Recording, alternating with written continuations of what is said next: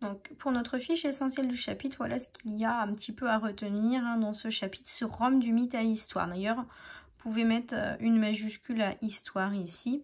Donc Rome entre mythe et histoire. Ici, vous voyez, vous avez donc une sculpture, la photographie d'une sculpture avec la fameuse louve allaitant les deux jumeaux Rémus et Romulus. Alors on commence toujours par le camp, donc ça débute au 8e siècle avant Jésus-Christ jusqu'au 1er siècle avant Jésus-Christ, on l'a vu, ou donc à Rome, qui se trouve en Italie, et ensuite tout autour du bassin méditerranéen.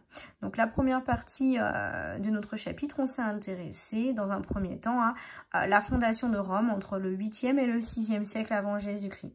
Donc d'après l'archéologie, on a découvert des cabanes de bergers et la toute première muraille, la plus ancienne, autour du Palatin, donc qui date pour l'ensemble du 8e siècle avant Jésus-Christ, ce qui vient corroborer, certifier la date de 753 avant Jésus-Christ pour la fondation légendaire de Rome par Romulus, d'après les auteurs latins de l'Antiquité.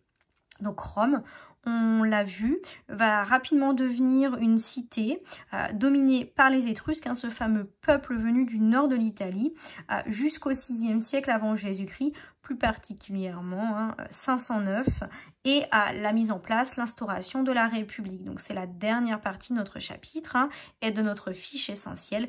Donc à Rome, on instaure une République avec le Forum qui est le centre de la vie politique, économique et religieuse de la ville. Tout ça, c'est la deuxième partie. Ce qu'on a vu avant, c'est les repères et la première partie. Et ensuite, dans la deuxième partie, excusez-moi, pour Rome, une république. Et puis la troisième partie, vous voyez, c'est le fameux dessin qu'on a analysé dans notre troisième partie.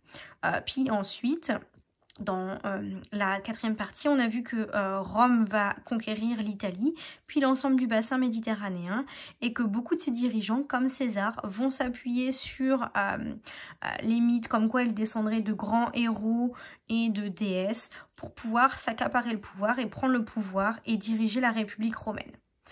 Voilà ce qu'on pouvait dire sur notre essentiel du chapitre. C'est quelque chose de très très bref. Ça reprend de façon synthétique l'ensemble de ce qu'on a vu dans les 4 parties du chapitre.